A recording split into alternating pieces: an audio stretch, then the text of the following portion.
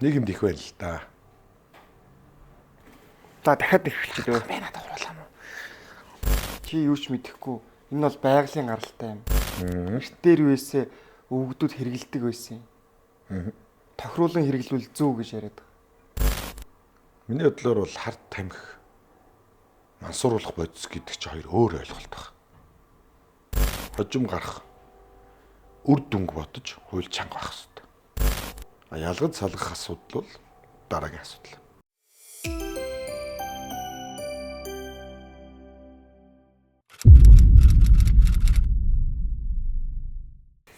За эхэлчихөө.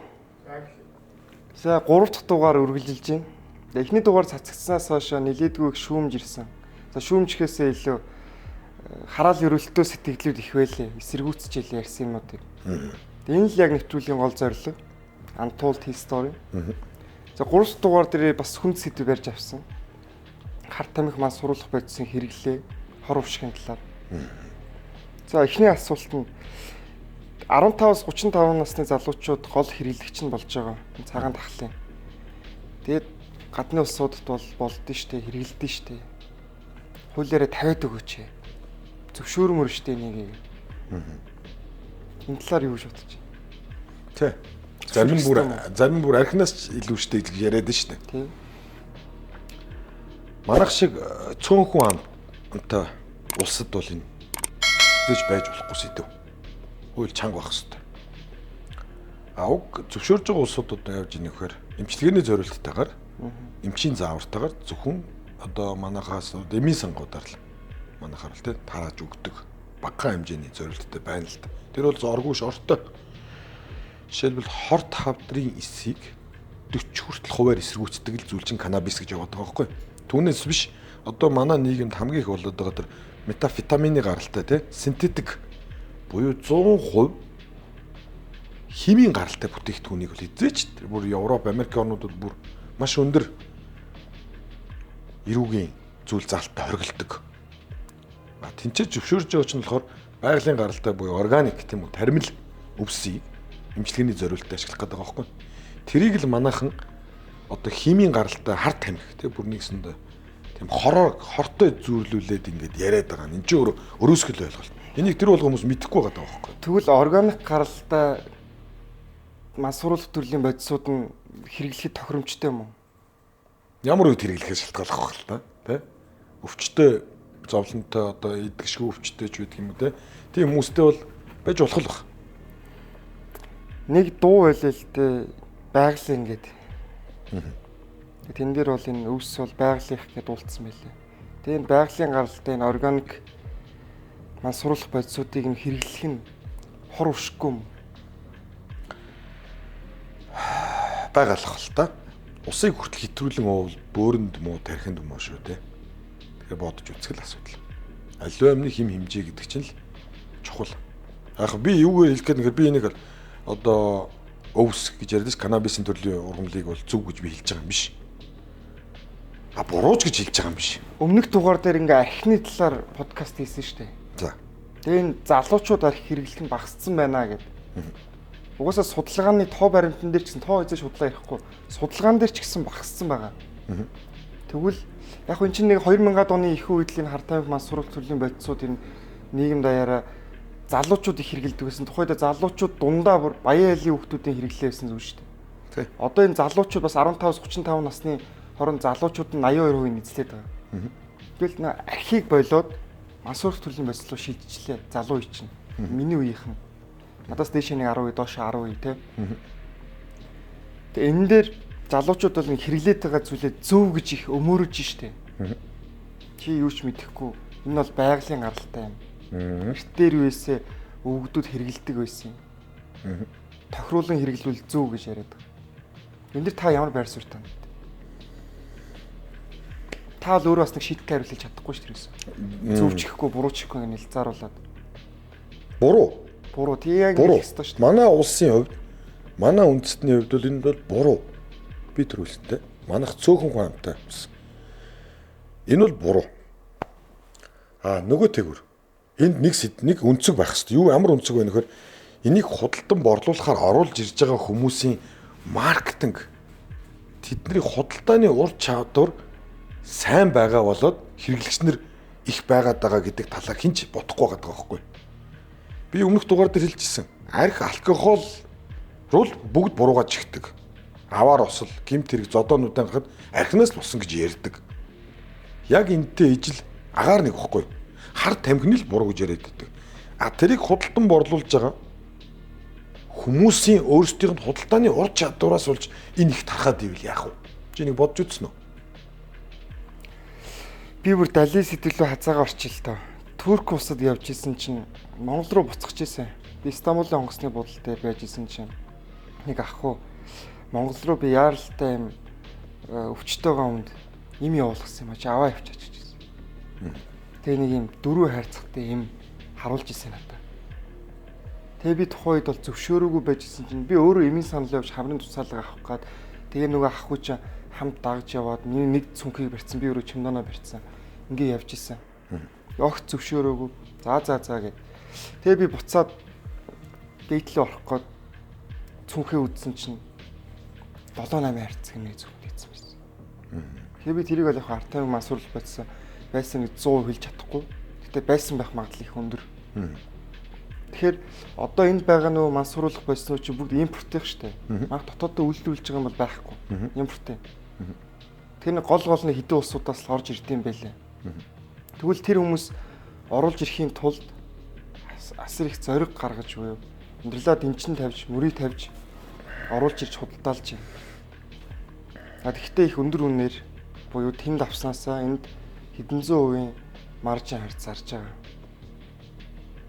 Тэгээ энд худалдаа өгч байгаад байгаа болохоор тэр хүмүүс зараад байгаа шүү дээ. Огт худалдаа өгч байхгүй эрэлт дүүсээгөө үед тухайн бүтээгдэхүүнийг авчираад худалдаалж байгаа зүйл огт байхгүй л дээ. Тэгэхээр та саяны өнцгөөс бол зөвхөн тэр хүмүүсийн маркетингийн золиосон дэр хүүхдүүд тэр хэрэглэгч нар болж байгаа гэж ярих гэдэг юм байна. Нэг өнцгөнд би тийм гэж хардаг. Яагаад тэгэхээр том амжилт бол том эрсдэл гэж ярьдаг. Наад түн ч бол том эрсдэл үрж ирэхээр том ашигын төлөө явж байна. Энэ өөрөө чи хэрглэж үзсэн үү? Үзсэн. Үнэтэй байгааз? Гэхдээ үнийн талаар нэг сайн мэдэхгүй. Ер нь бол үнэтэй. За одоо би бол гадралж байна. Ер нь бол Монголд бол одоо хэрглэж байгаа үн анш. Тэ? Синтетик төрлийн бодис ч юм уу эсвэл одоо кокаин, героины төрлийн бодиснуудын хоёр хүний нэг удаа хэрглэх бол үнэтэй. Уг их газраас авж байгаа үнийн харьцаа хоёр дунд чинь 25 дахин үрждэг бизнес гэж боддоо. Чи 10 сая төгрөгөөр авсан. Энэ 3 килограмм дайны бараг чи энэ чи зархад. Гэтэ чи нэг ширхэл зарахгүй шүү дээ. Бөөний худалдаа эрхлэгч нарт нь л нэг хүнд өгтөл 250 сая гэж боддоо. Ашигтай бизнес. Амар ашигтай. 35 40 нугарж байгаа ч байна. Хууль чанга биш юм байл шүү дээ. Тэр энэ талаас судалж үзсэн үү? Наадханаас ч нь болоод энд хэрэглэгч нарыг олж штэ. Эхнийхээ чамд үнгүүг штэ. Хоёр дахь нь хямдхан өгнө. 3 4 5 болоод ирэхээр тэр хүн чинь аддикт болчихж байгаа байхгүй. Үшээ донтогч болчихно. Энэ урд бол бүхнаас юм байл шүү дээ. Цаа Цаа нь бүхнаас те.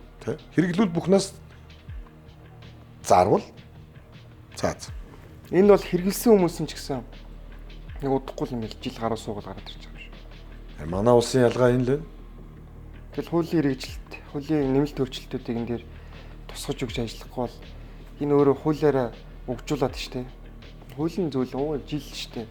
Дотор айц төрөхгүй штэ. Бүхнаас гэхэд л хүнд за энийг хэрэглүүл бүхнаас штэ гэл сонсоход ингээд салгана юм штэ.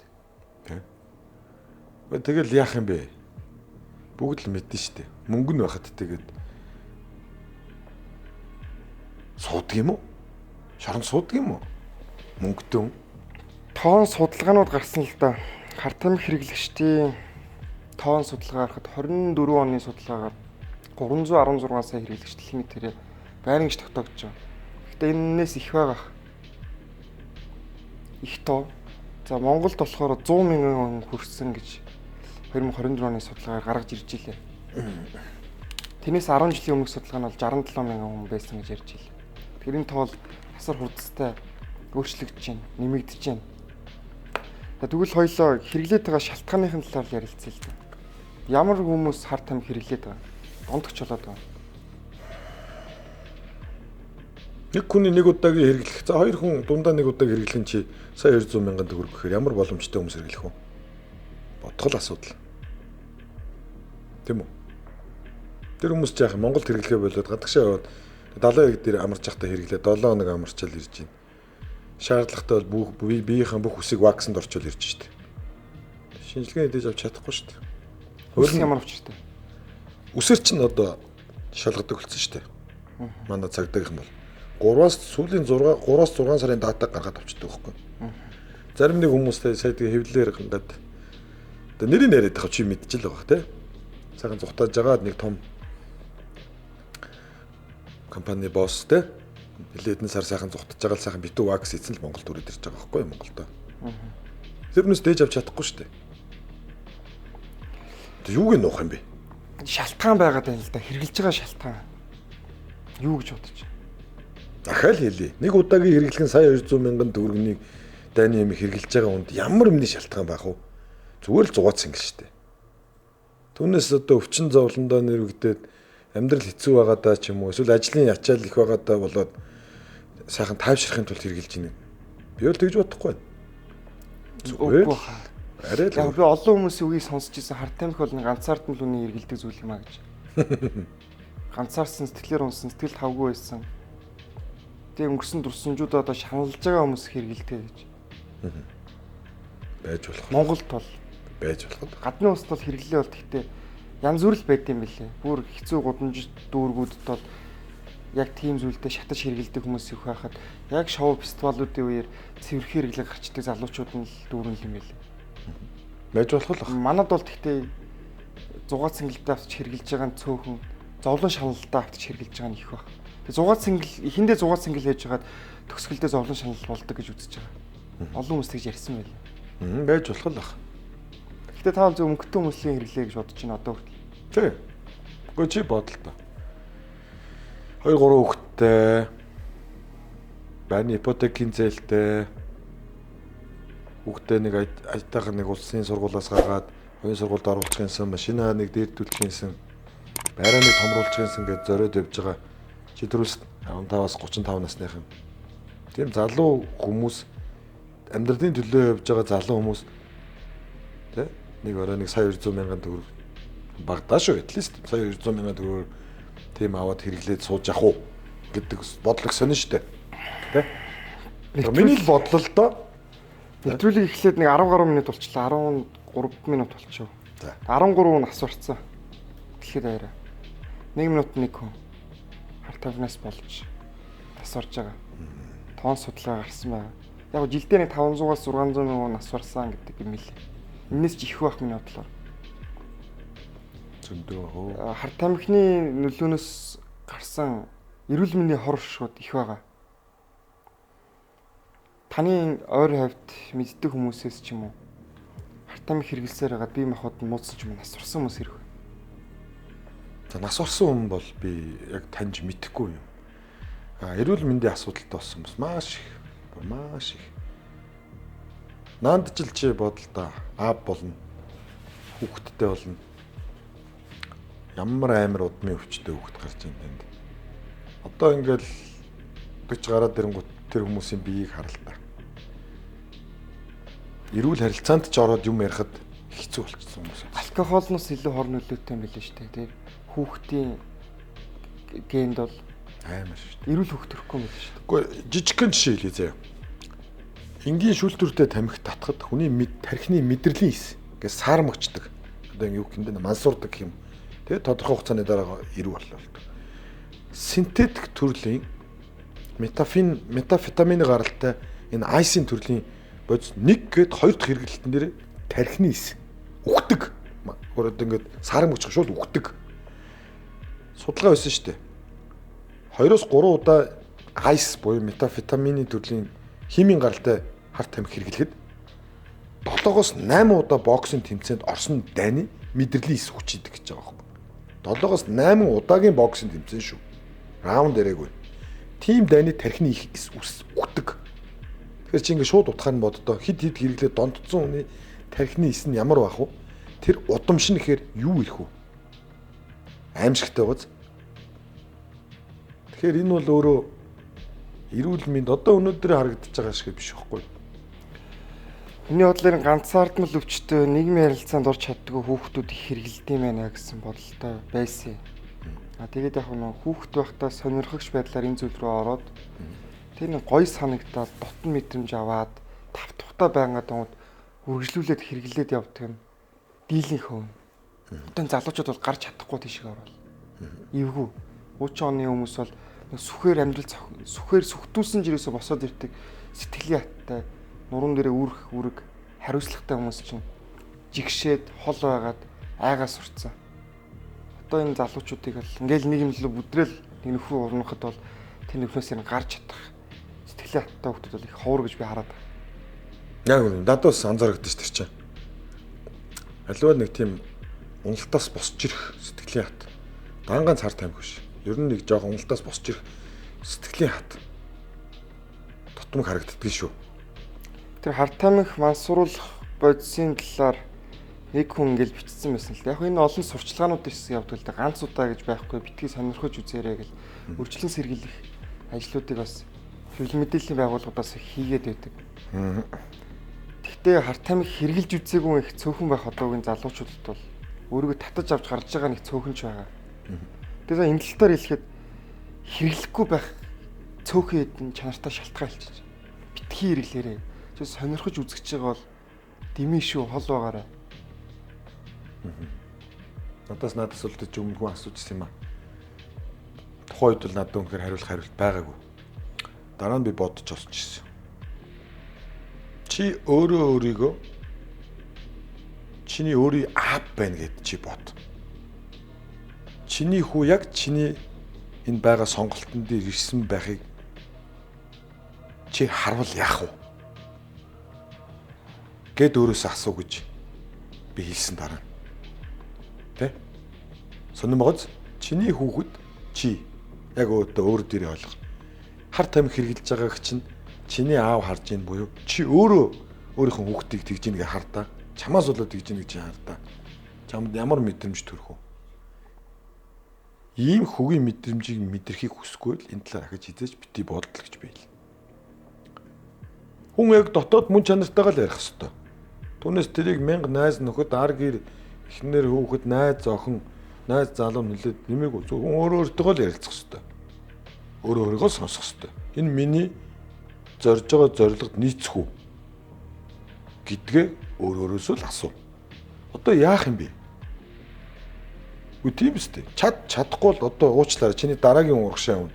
Чи энэ амьдралд үнэхээр яалгахыг хүсэхгүй л байгаа бол эргэж босч ирж чадахгүй гэж бодож байгаа бол тэгвэл чамд алдах хэрэг байхгүй юу? Өөртөө л ярил л та.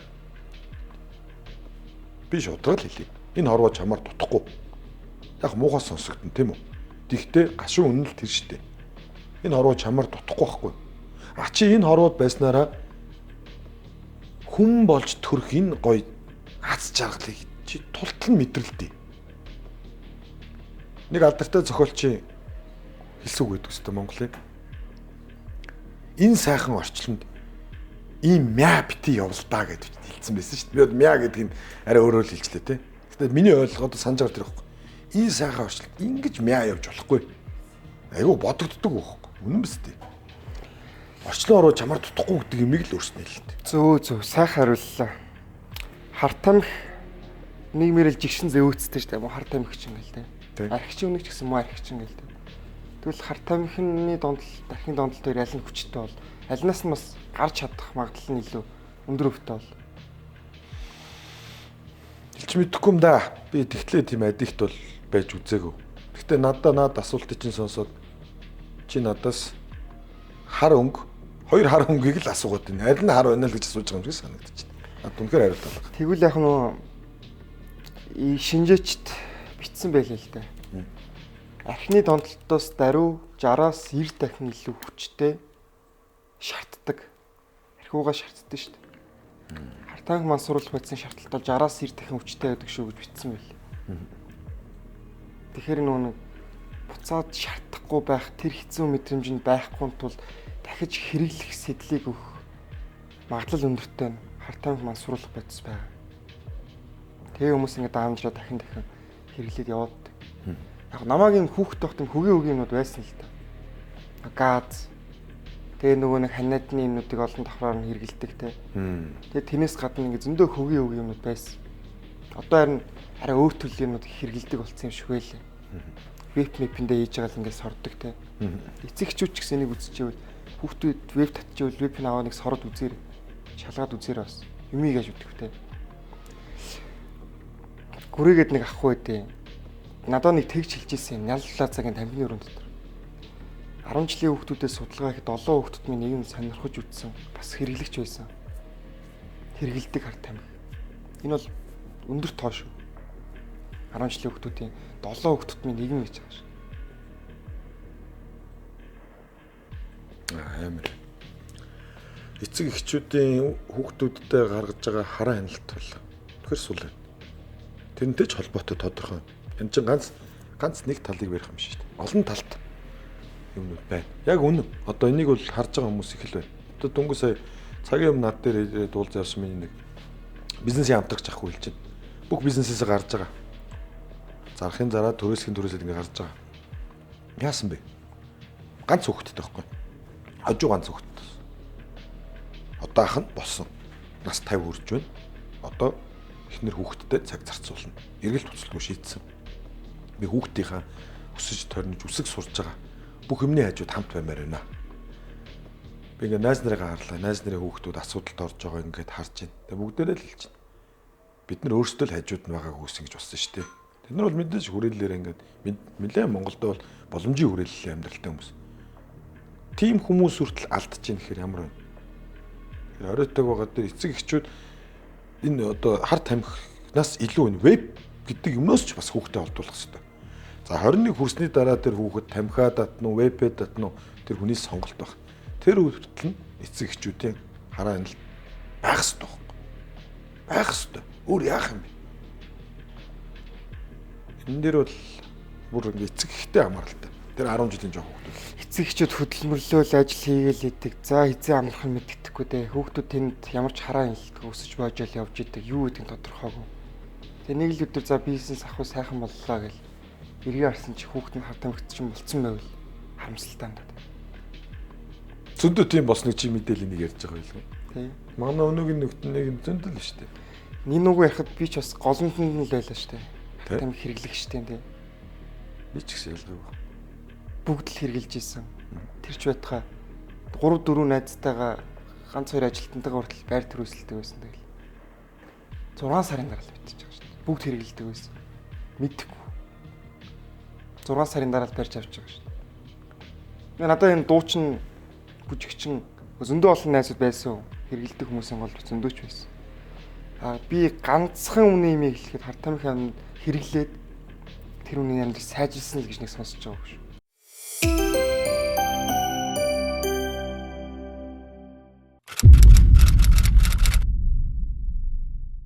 Яг үнэ. Аман дээр гарч ижсэн үг шүү. Нүдэн дээр бүгдийг харж байгаа. Хар тамхи хэрэглээ тэр хүний амьдрал сайжирсан, сайн авж байгаа гэж нэг сонсоогүй, нэг ч харж байгаагүй. Тийм ч угаасаач тийм байх боломжгүй. Та нар хэрэгжилж чадахчгүй угаасаа энийг. Зөв хэрэгжилж чадахчгүй. Зөв хэрэглэн гэдэг ойлголт угаасаа байхгүй. Гадны нөгөө том одуудыг л харъя л та. Татаалгаа штэ. Одоо нөгөө дуучтай Snoop Dogg Wiz Khalifa гэл ингээл зөндөө дуучт ингээл дуулдсан штэ өөрсдөө өөр тэ. Асар өндөр зардлаар нөхөн сэргийн хэмжлэхийнүүдийг хийж штэ. Олон жилийн хугацаанд ингэж ийм эрүүл саруул би хаатай оюун бодолтой яваад ирж байгаа. Хэдэн сая доллар зарцуулж байгаа бол юм те. Амар юм билээ. Тэр Snoop Dogg-ийн зардал чинь хэд гэлээ сар болгон нөхөн сэргийн хэмжлэгээний зардал нь 36-аас 52 мянган доллар сар болгон тусал залгадаг юм уудаг. Тэгээ ерөнхийдөө баг мань хүн чи болцсон юм шүү. Биеийн дийлхэ болоод 6-7 ачцээтэй болж молоод те. Биеийн дийлхэ болцсон. Би илүү цаашаага мөнгө удаан өрмээр байна гэд те болцсон гэд. Тэгээ яг үнд гүйцэгдэн штэ. 7 сая хүн 20 хял эдэлж байгаа гэсэн. Хартаа мансруулах бодисын хэрэглэгч болоод дэлхийд даяараа бас л өндөр тоо үзүүлэлт. Дэлхийн нийтчээр нь бүх цаг үед л энэ зүйлтэй тэмцэж ирлээ шүү дээ. Олон ч компанид ажлуудыг олон ч улсууд хийсэн баг. Хоёлоо бүр халтраа явчихъя л да. Манжийн мөхөл харт амигтай холбоотой гэж юу сонсч ирсэн. Тэ? Тий, харт амигтай холбоотой тий. Манж хүн дэшээ суу, манж хүн архив, манж хүн гоё их нэрүүтэй байх хэвээр. Манж хүн ажил хийх хэсгүү, манж хүн харт амиг тат. Тэ. Тэгэл оруулж ирэл нийлүүлэл өгдөг байсан тий. Тэрнээс болоод одоо байхгүй болсон. Байхгүй болсон. Одоо бүр үзэн ядагч нар нь битүү шүү дээ. Нэг хятад энэ төр бол бүр би мэдэхгүй ярьж байгаа нэг хятад түн шигээ тоглоомоор битээ манж зан гаргаад байгаа хийчихгүй юу. Тэгсэн чинь чихнээсээ уурлаад. Одоо mainland тэ их газрын хятадууд бол манжуудыг үзэхгүй шүү дээ одоо хүртэл. Одоо хүртэл үзэхгүй. Тэг чи намайг яагаад ингэж хэлж байгаа юм бэ? Би наан нэг joke болгоод хэлсэн чинь тэгээд тэр талаар нараа судалсан чинь одоо хүртэл үзэхгүй. Тэгээд яг хуу тодорхой хэсэг нь манж үндэсний тодорхой хэсэг нь Чинкашиг дагаад Тайван руу явсан. Тинчээ ингээ хамгийн сүүлийн одоо манжуудын хамгийн сүүлийн урууд нь Тайван, Хойд Солонгост ингээд үлдсэн л гэж ярьдаг юм байлээ. Үнэн удааг нь мэдэхгүй. Тэгэхээр юм ингээд нэг хим хэмжээнд хитрээд нь штэ тий хим хэмжээ хитрээд байна. Хитрэх тусмаа л өндөрт гарах бол сайхан, өндөрт гарах тусмаа унах юм нь хатуу байна шүү дээ л гэдгийг чинь энэ чаас харуулдаг байна. Одоо одууд ингээд шууд л ярил л та. Монголын одууд ч гэсэн зөндөө олон жил хэрэгэлсэн одууд байна шүү дээ. Тэгээд унахтаа ямар амар унваа. Хүчтэй унжин тий. Сүүлийн 10 жил ингээд харлаа шүү дээ. Одоо тэнгууд манай одоо үеийн залуучууд бол бүр энэ Gen Z-ийн дараагийн үеийн гэсэн бүр cancel culture ямар хүчтэй юм бэ те. Зөв. Тэр бол зөв. Тийм байх хэрэгтэй байхгүй. Тийм биз дээ. Чи хин юм бэ? Чи өөрөө ингэж явж ингээд залуучуудын боломжийг зөндөө хулгаасан. Гэхдээ яс юм дээр чи тэр харт амигч л байсан юм шүү дээ. Бас тийм байх хэрэгтэй. Баяр цогтын инхтүр гээд холимог тулаанч байдаг. Мэдгүй нэ. Мэдхгүй. Авраг гоё ажил хийж байгаа юм лээ. Би нэрийн буруу хэлсэн байж магадгүй шүү. Эрдэнэс төсөл гэж явуулаад Мэдэн дэрийг. олон артистуудыг оруулж ирээд шууд харт амигны талаар ярилцчихжээ. Нөгөөдүүлэн ч гэсэн яасан ч гоё те. Би хэрглэж үдсэн. Бүр ял идэлжиж үдсэн. Оройн хүмүүсийг зоочж үдсэн. Бүр шалдаа бутлаа унчж үдсэн. Сүлдө хинч надад итгэхээгүй. Энэ зүйл бол хизээш сайхан зүйлд хүргдэггүй гэдгийг би биеэрээ амьдралаараа туулчлаа. Хэрэггүй шүү гэдэг мессежийг залуучуудад өгдлээ. Ийм гоё маркетингийн компанид ажлуудыг нийгэмд хийж байгаа нь би бол сайшаалтаа үнэхээр гүйдэг юм. Тэгээд залуучууд яасан гоё юм бэ? Cancel culture яасан гоё юм бэ те? Тэ. Эсэргүүцлийг бүр үнэхээр гоё нийтээр ингээл боли манайхан болцгоо энэ бол дими огт хэрэггүй мэн шүү гэл нийгэмд өөрсдийн үзэл бодол байр суурийг илэрхийлдэг болсон юм шүү дээ. Тэр бол маш зөв. Одоо бид нар тех цаг нь болсон шүү дээ. Хин нэгэнд үзэн ядагтахаас айхаа болчих. Ямар гоё зоригтой юм бэ? Тийм шүү дээ. Үзэл бодлоо илэрхийллээ гэж тэн нэгнээс айна гэдэг ч утгагүй үстэй. Манай найз бас олон жил хэрэгэлсэн. Хажууд нь ч байсан. Дандаа бүр миний хажууд ч хэрэгэлдэг байсан. Ээж аав нь хийж байгаа зүйлийг бас дэмждэггүй байсан. Дурлагаар явсан. Тэгээд хэдэн жил тэр зүйл бас цаг хугацаагаа зарцуулсан. Амьдралаа алдсан, улаан арт хүмүүсийг гомдоосон. Асуудлуудад орсон. Ээж ааваас тэр мэтшгүй хойноос нь гүйсээр хагаад нэг юм гаргаж яваад отоо сайхан эрүүл сайхан бодолтой ажил төрлөө хийгээд буцаад гэлэлцаад эхэлж байгаа шиг. Тэг би тэр айлыг л ингэж хараад тэр залуу л найзгаа ингэж харахад бол ямар үр эмтэрмээр хэцүү юм бэ. Тэр эцэг их шүн нойргүй унтж чадахгүй шүү дээ. Хаана хэрэглээд хинтээ юу гэж явж байгаа вэ? Тэ солиордог, галзуурдаг те бие махбод нь хэцүүддэг. Ярьж байгаа зүйлсээ сандгүй. Тэгж үр эцэг ихийгээ шар махтаа хатаад байна.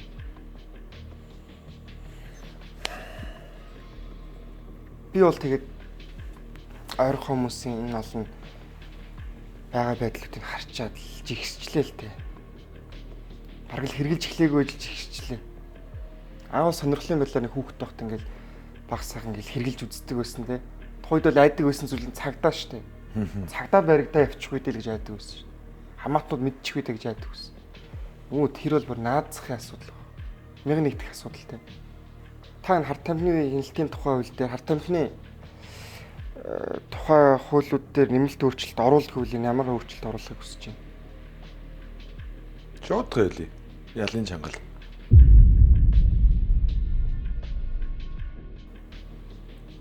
Зүгээр л ялын чангал. Худалдан борлуулсан хүмүүс төр ялангуяа нийлүүлэгч нар биш би хэллээ шүү дээ. 25-аас 30 дахин тэ ашиг юм маржинтай тэр бизнесийг хийгээд байгаа тэр хүмүүст яагаад тийм хариуцлага тооцдоггүй. Тэ? Нэг урлагийн хүмүүсээр дахиад дуустдаг. Цаанаа байгаа тэр би хэд хэдэн дугаар үзсэн л нэвтрүүлэг үзсэн. Ер нь энэ ард нь байдаг хүмүүс тэ төрийн дөрөв төвцтэй хүмүүс байдаг гэж ярьж нэвтрүүлгүүд байсан. Тэг худалдан борлуулж байгаа хүмүүст хариуцлага тооцохгүй байх гэдэг наа чи хөврөн шүү дээ.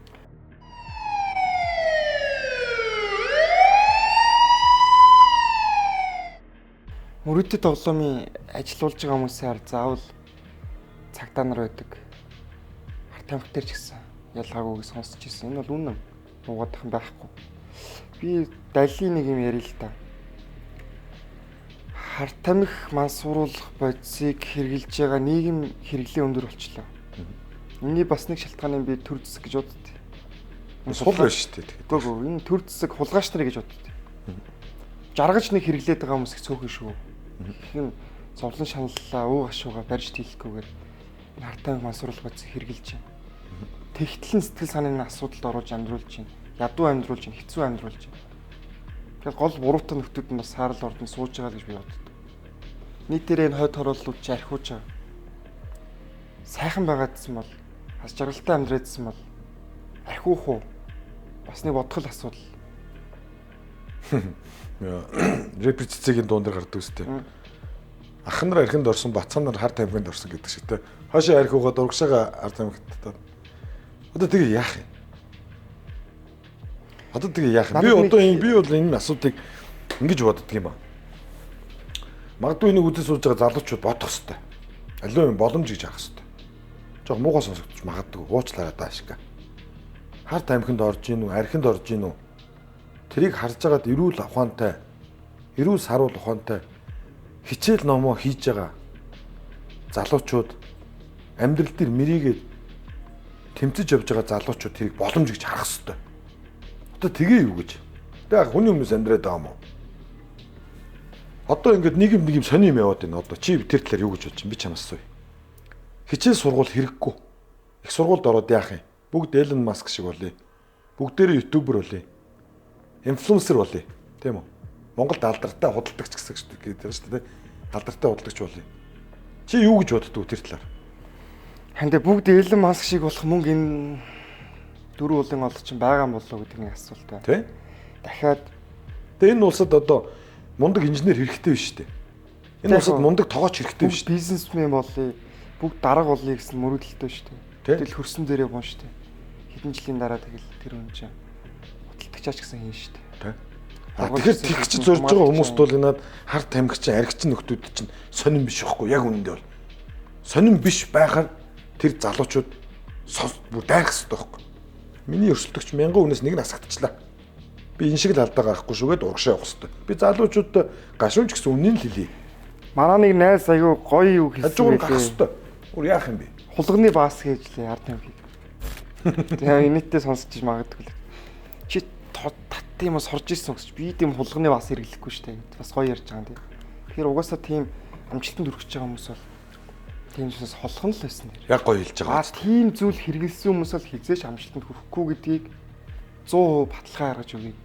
Зөндөө олон жишээнүүд байна. Тэ. Тэгэхээр залуу үеийнхэн минь хизээч битгий энэ зүйлтэй эвлэрч найзлаарэ. Өргөлж дайсан мэт. Энэ бол яг л чамайг хажуу ойр авч хүмүүс татч унгаахгүй шүү. Яг л энэ л чамайг татч унгаа шүү те. Энэ хар тамхи. Энэ мансууруулах бодис. Энэ арх. Зүгээр нэг жишээ харъя л да. Монголд ч тэгээ жишээлбэл Монголд тийм үү.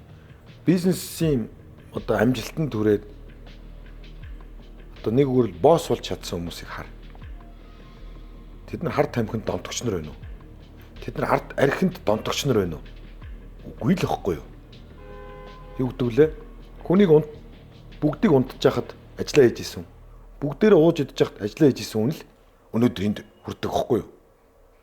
Юу үнэн энэ үнэн? Чи дөрвөлсэн. Хар тамхи хүрээд хар тамхи татаад амжилтанд хүрсэн хүн гэж дуулаагүй. Ингээл ойлгочих. Ингээл болоо. Залуучууд энийг л бодох хэрэгтэй байхгүй. Чи өнөөдөр хар тамхи хэрэгэл. Маргааш архинд донд. Чи ирээдүйд бий болгож болох амжилт үн цэнэ гаргаж хүрэх хоног өдрүүд чинь тэр хуваар ингээ багасж байгаа. Байхгүй. Чи дуусж байгаа. Энийг чинь би өөрөө өөртөө ярилцаж хэлээд байгаа байхгүй. Чиний очих цэг чи хаана вэ? Би тийм бол би тэнд очино. Би энэ урдаа барьдаг энэ компани урдаа барьдаг хамгийн том инженер болно. Би босс болно. Тийм үү? Би 25 давхар барилга бариад хамгийн дээдлийн цонх давхраас нь би гольфээр зохино. Бодож л байгаа л өнөөдрөөс ч их хичээх хэрэгтэй. Юу хар тамхи, юу арих. Чи тэрний талаар бүр огт бодож. Бодлгүй л арих хэрэгтэй. Залуучуудаа би тэгж л хэлмээр байна. Хар тамхи татж байгаа хүн бэг яг чам шиг. Найз чинь ч гэсэн байжийг. Хажууд нь нэмсгэлээ. За, явлаа. Би өнөөдөр завгүй. Яв. Орх яах юм бэ? Үний өмнөөс амьдраад байгаа юм уу?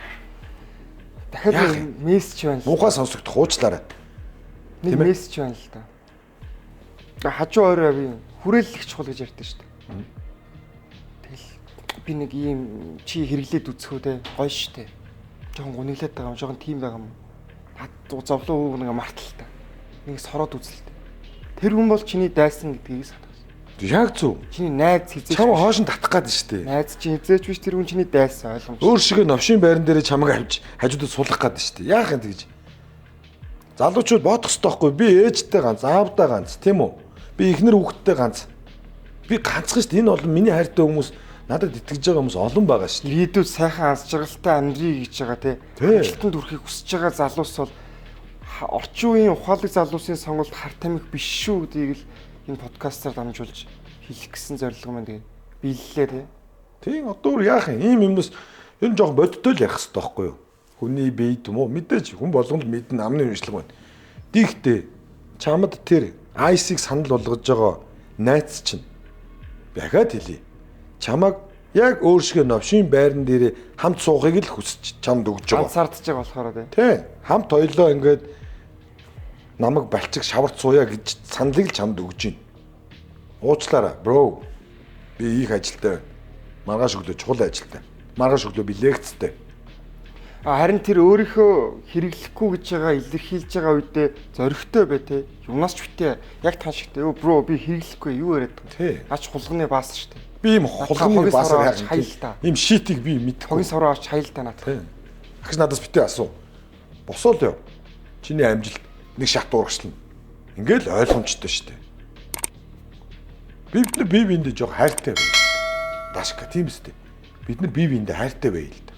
Яа нэгнийгээ ингэж хорлдیں۔ Гэтэ одоо манай үе бол тийм байсан. Одоо энэ 20 25 настай үеийн залуучууд бол ухаантай хөө. Би энэ мансууруулах бодисын сэргийн засах хэмжлэгээтэй клиникүүд нэгдээсэ гэж бодож байна. Тэгээ хардамх мансууруулах бодисын үржилсэн сэргийлэх маркетингийн компанид ажлуудыг бас хийгээсэ гэж бодож байна. Тэгээ олонний танил инфлюенсер хүмүүс нь нэлтээр нөлөөлж хүмүүс тийм жигшүүлэх мэдээлэл мессежүүдийг их өгөөсэй гэж бодож байна. Хууль эрх зүйн орчноо гэж хангалаасаа гэж бодож байна. Хил гайлыг би сайн ажилласаа гэж бодож байна. Гаднаас битээ тэр хулганы басыг оруулж ирээд байгаасаа гэж бодож байна. Тэгээд нэгнийгээ уруу татчих хэрэгэлдэг хүмүүсийг те битээ уруу татаасаа гэж хүсэж байна. Уруу татгаж байгаа хүмүүсийг би өвхтлээ эсэргүүцээсээ те зоригтой байгаасаа тэрийг хэлэхтэй арай. Тэ. Зоригтой илэрхийлээсэй гэж хүсэж байна.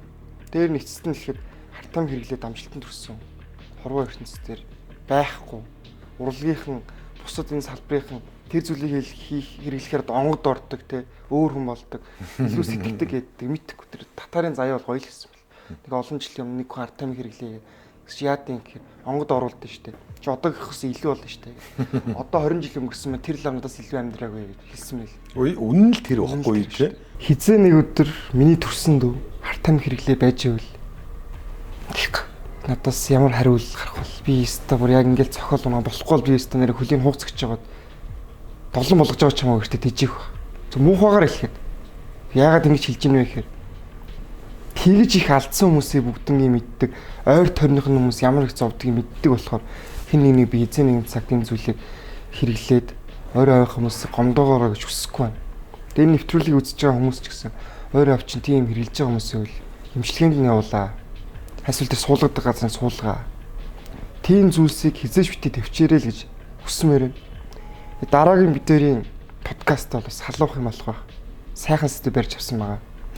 Тэгээ дуустал нь үзсэн бүх хүмүүстээ баярлалаа. Тэгээ subscribe дараарай. За баярлалаа. За баярлалаа.